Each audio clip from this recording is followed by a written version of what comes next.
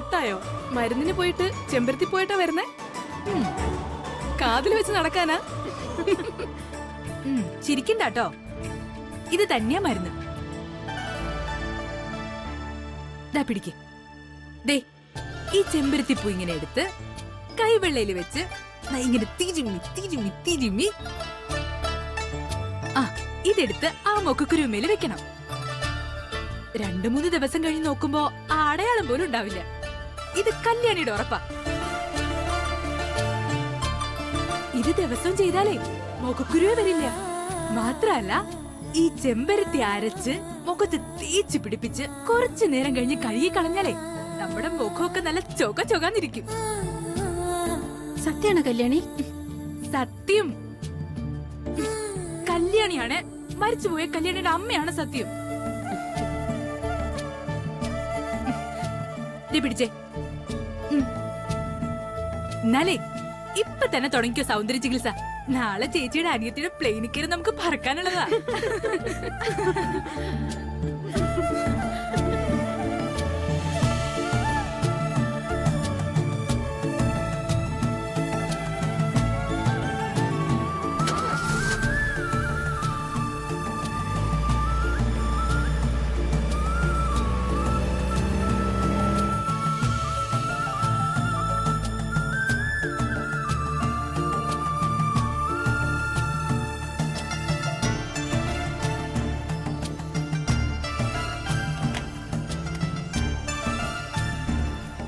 ആ സെക്യൂരിറ്റിയെ വിളിക്കും.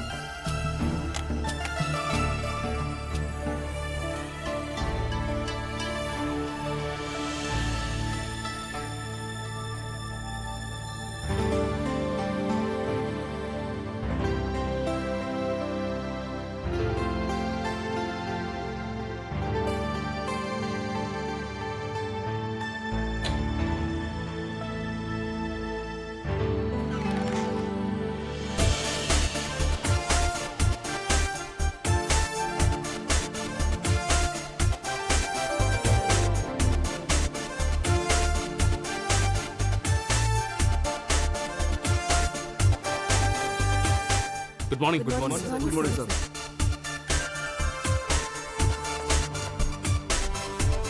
Welcome all.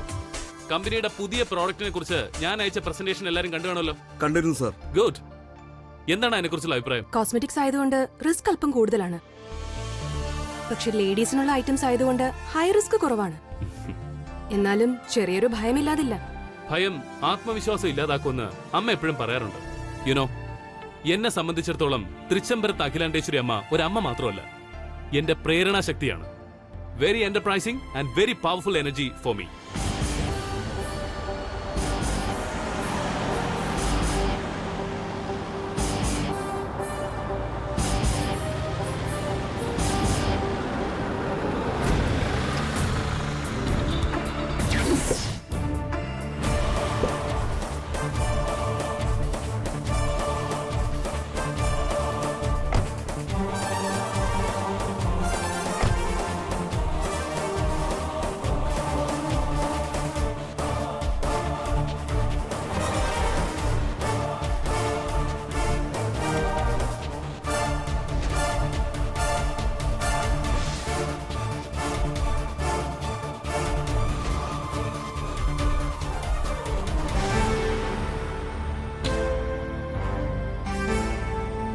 Welcome madam.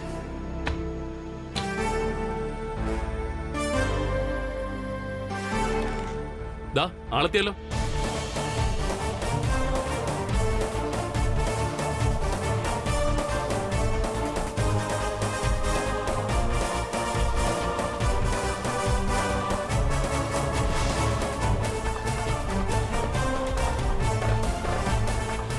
Good morning, everybody. Good morning. Please down. അമ്മ തന്നെ അവതരിപ്പിച്ചോളൂ. പുതിയ പ്രോഡക്റ്റ് അല്ലേ? The sun never sets on the British Empire. കേട്ടിട്ടുണ്ടാവും. അതുപോലെ ആനന്ദ് ഗ്രൂപ്പ് ഓഫ് കമ്പനീസിനും അസ്തമനമില്ല, ഉദയങ്ങൾ മാത്രം. ഇപ്പോഴിതാ പുതിയൊരു പ്രോഡക്റ്റ് കൂടി വരുന്നുണ്ട്. ആനന്ദ് അയച്ച മെയിൽ എല്ലാവരും വായിച്ചല്ലോ. ആനന്ദ് ഗ്രൂപ്പ് ഓഫ് കമ്പനീസിന്റെ 16ാമത്തെ പ്രോഡക്റ്റ്. പല മീറ്റിങ്ങുകളിലും പലരും ചോദിക്കാറുണ്ട്, നിങ്ങളുടെ കമ്പനി കോസ്മെറ്റിക് ഐറ്റംസിൽ നിന്നും വിട്ടു നിൽക്കുന്നത് എന്തുകൊണ്ട് എന്ന്. ഇനി പറയാമല്ലോ, കോസ്മെറ്റിക് ഐറ്റംസും ഉണ്ടെന്ന്. ആ ആനന്ദ്, പുതിയ പ്രോഡക്റ്റിന്റെ പ്രസന്റേഷൻ നീ മെയിലിൽ അയച്ചത് ഞാൻ വായിച്ചു. It's fantastic. Keep it up. Thanks അച്ഛാ. ആനന്ദ്, എല്ലാവർക്കും പുതിയ പ്രോഡക്റ്റിനെ കുറിച്ച് ഒരു ബ്രീഫ് ഇൻട്രൊഡക്ഷൻ കൊടുക്കാന്ന് തോന്നുന്നു. ശരി അമ്മേ.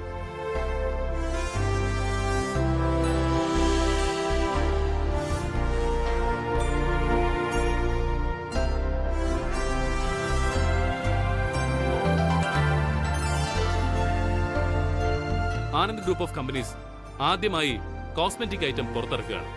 പ്രൊജക്ടിന്റെ പേര് ചെമ്പരത്തി.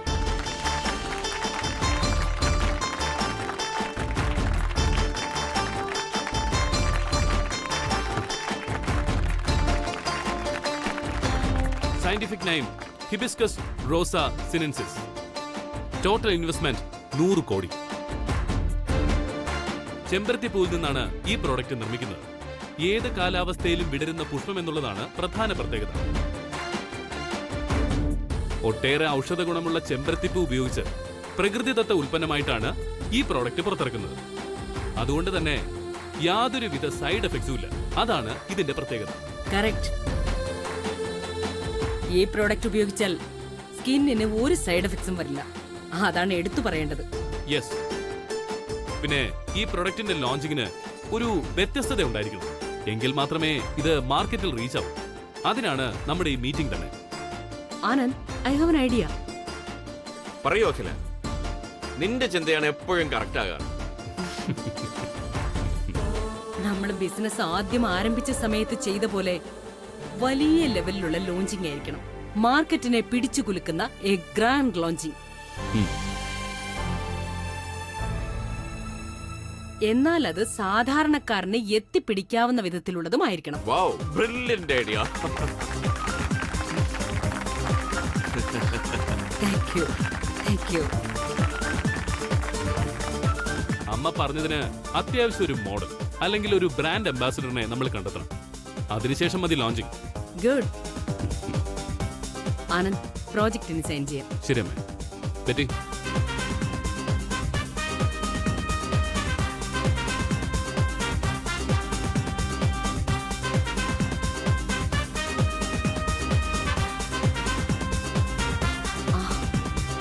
Thank you.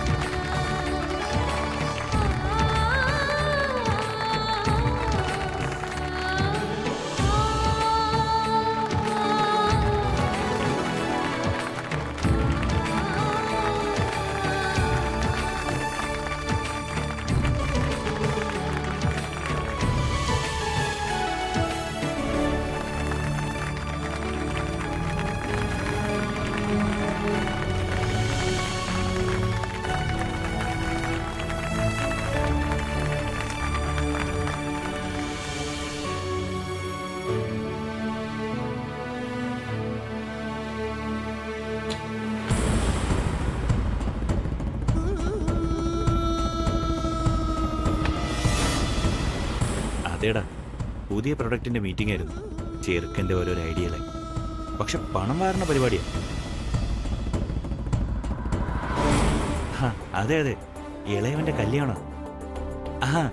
അത് തന്നെ കറക്റ്റ്. മൂത്തതിനെ മാറ്റി നിർത്തി ഇളയതിന്റെ കല്യാണം നടത്തണമെങ്കിൽ എന്തെങ്കിലും കാര്യം കാണും, ഉറപ്പല്ലേ? അതെ അതെ, ഇവനൊക്കെ പണം ഉണ്ടാക്കാനേ അറിയാവൂ. പക്ഷെ അത് മാത്രം പോരല്ലോ. എൻ്റെ അഭിപ്രായത്തിലെ ഫിസിക്കലി എന്തോ പ്രശ്നമുണ്ട് ഈ ആനന്ദകൃഷ്ണന്, അത് ഉറപ്പാ. വേണമെങ്കിൽ നീ ഒന്ന് ഫോൺ ചെയ്ത് പറ അവനോട്, ഒരു ഫുൾ ബോഡി ചെക്കപ്പ് ചെയ്ത് നോക്കാൻ. വല്ല കുഴപ്പമുണ്ടെങ്കിൽ അറിയാലോ. കുഴപ്പമുണ്ടെന്ന് ഞാൻ പറഞ്ഞാൽ മതിയോ? അയ്യോ സോറി സർ, ഞാൻ അറിയാതെ. സർ എന്നോട് ക്ഷമിക്കണം സർ, പ്ലീസ് സർ. ഇതാണ് ക്ഷമ. Sorry sir. ഇനി ആനന്ദ് ഗ്രൂപ്പ് ഓഫ് കമ്പനീസിൽ നിനക്ക് യാതൊരു സ്ഥാനവുമില്ല. സെക്യൂരിറ്റി, സർ ഇയാളെ പിടിച്ച് പുറത്താക്ക്. സർ.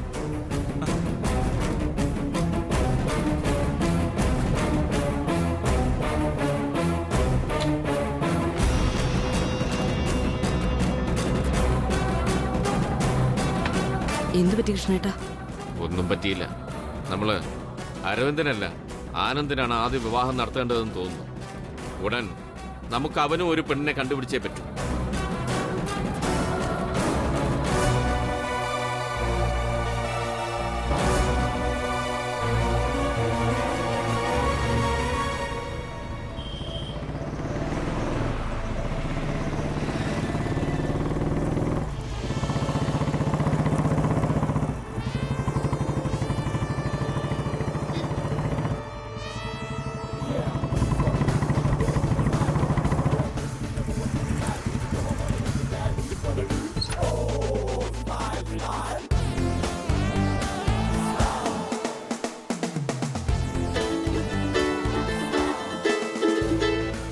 ഹലോ, ആ ഞാൻ അല്പം ബിസിയാ.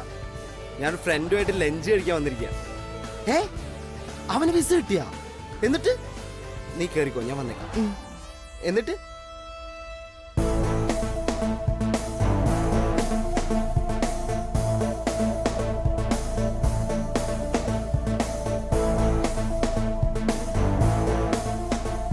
ഹായ് നന്ദന. ഹായ്. അപ്പൊ ശരിയടാ. ഓക്കെ ശരി. അല്ല ഇതാര്? ഞാൻ നിന്റെ കാര്യം ഇപ്പൊ അങ്ങോട്ട് ആലോചിച്ചുള്ളൂ. അത് നന്നായി. എന്നാ പിന്നെ നീ കൂടെ വാ. ഇന്ന് നമ്മുടെ അലക്സിന്റെ ട്രീറ്റാ. അവന് സിനിമയെ പാടാൻ ചാൻസ് കിട്ടി. ആഹാ, അയ്യോ വേണ്ട. അരവിന്ദും ഉണ്ട് എന്റെ കൂടെ. ആര്? നിന്റെ ആ വുഡ്ബിയോ? അല്ലാതെ പിന്നെ ആ. ഞാൻ അന്ന് പറഞ്ഞതല്ല അവന്റെ കാര്യം. ആ. കക്ഷിക്ക് ഇപ്പൊ അല്പം മാറ്റമൊക്കെ ഉണ്ട്. ഗുഡ്. എന്നാലും അന്നത്തെ നിന്റെ കളി ഇത്തിരി ഓവറായിപ്പോയി. എന്നാലും പേര് മാറ്റാതെ കാര്യം സാധിച്ചല്ലോ. എനിക്കത് ഓർക്കുമ്പോ തന്നെ ഇപ്പൊ പേടിയാ. നീ കൃത്യസമയത്ത് ആ നാടക നടിയും കൊണ്ട് വന്നതുകൊണ്ട് ഞാൻ രക്ഷപ്പെട്ടു. അവര് മികച്ച നടി തന്നെയാ. വലിയ പണ്ഡിതയെ പോലെയൊക്കെയല്ല സംസാരിച്ചത്. സംസാരമേ ഉള്ളൂ. ആ സ്ക്രിപ്റ്റ് എഴുതിയത് ഞാനാ.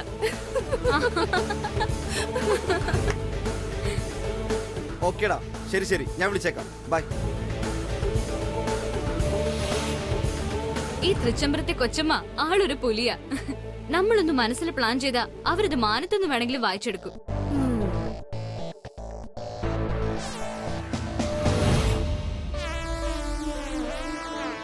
എന്തായാലും നമ്മുടെ പ്ലാൻ വർക്കൗട്ടായി. അതെ അതെ. നന്ദന എന്ന എന്റെ പേര് മാറ്റാതിരിക്കാൻ അമ്മായിന്ന് പറഞ്ഞ് നമ്മൾ നാടക നടിയെ ഇറക്കി കളിച്ച കാര്യം അവരെങ്ങാനും അറിഞ്ഞ അതോടെ തീരും. പിന്നെ എന്റെ ശവം കാണാനേ പറ്റൂ.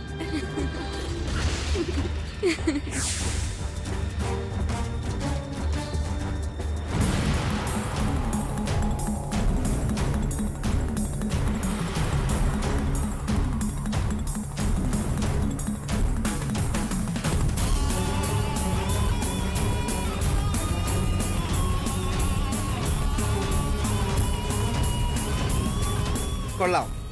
നിന്റെ ഫ്രണ്ട് നിന്നെ പോലെ ഫ്രോഡ് തന്നെയാണല്ലേ? അരവിന്ദ്, അത് You shut up. നീ എന്റെ അമ്മയെ പറ്റിക്കുന്ന തരത്തിലേക്ക് വളർന്നു അല്ലേ? ഇന്ന് തന്നെ അമ്മയെ അറിയിച്ചിട്ടുള്ളൂ ബാക്കി കാര്യം.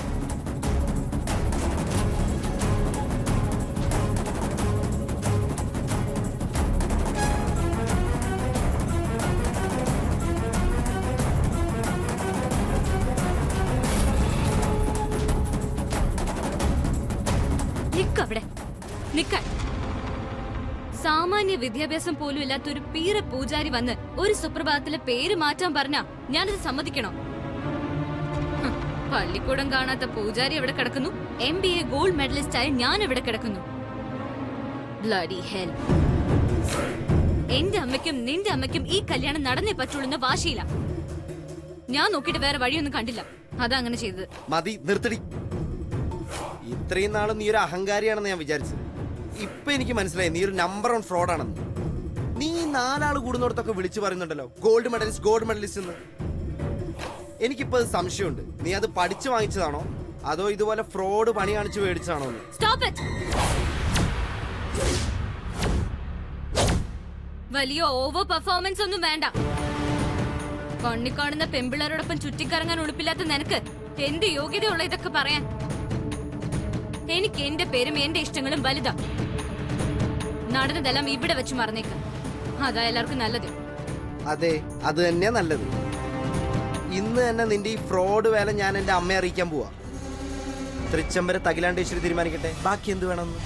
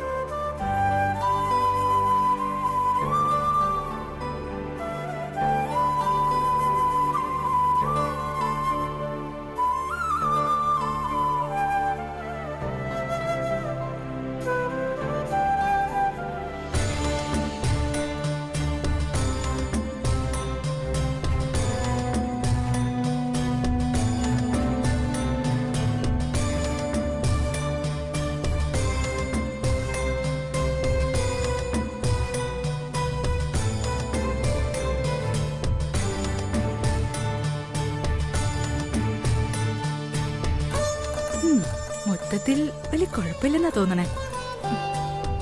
പക്ഷേ ഈ പൂജാമുറി അലങ്കരിച്ചത് ഞാനാണെന്ന് അറിഞ്ഞാ ചിലപ്പോ അത് അടുത്ത വിഷയാവും. മാഡം എത്തുന്നതിന് മുമ്പ് ഒരുക്കങ്ങൾ പൂർത്തിയാക്കി ഇറങ്ങണം.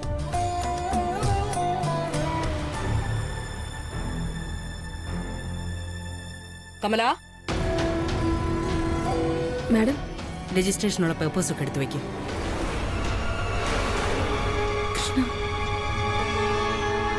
ഓക്കെ. പൂജ കഴിഞ്ഞ് സൈൻ ചെയ്യാം. ശരി മാഡം.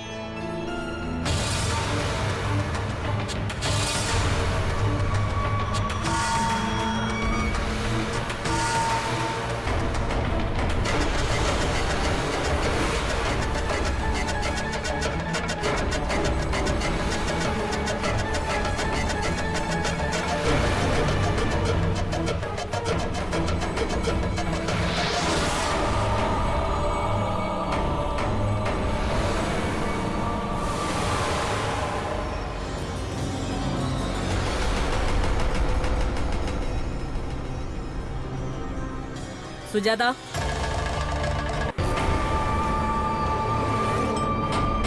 ദൈവമേ, മാഡം, ഈ പൂജാമുറി ഇന്ന് ആരാ അലങ്കരിച്ചത്? ദൈവമേ, ചതിച്ചു. ചോദിച്ചത് കേട്ടില്ലേ? ഈ പൂജാമുറി ആരാ അലങ്കരിച്ചതെന്ന്. ആരാണെന്ന് അറിയില്ല മാഡം.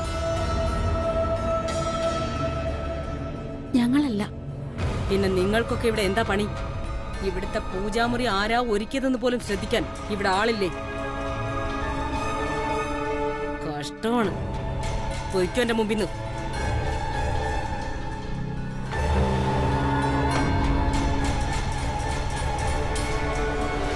ഭഗവതി, അവരാരും ചതിച്ചില്ല. നിക്കടി അവിടെ. ആരടി പൂജാമുറി ഒരുക്കിയത്? ദേ, നീയൊക്കെ പറയുന്നു അതോ രഹസ്യമായി നീയൊക്കെ ചെയ്തതാണെന്ന് ഞാൻ ചെന്ന് പറയണോ? പറയടി, പറയാൻ. അത് കല്യാണിയാണ് മാഡം. ഓഹോ, അവളപ്പോ പൂജാമുറിയിലും കയറി തുടങ്ങിയല്ലേ? എന്നിട്ട് എന്താടി അത് നേരത്തെ പറയാത്തത്? ദേ, പൊയ്ക്കോ എന്റെ മുമ്പിന്ന്.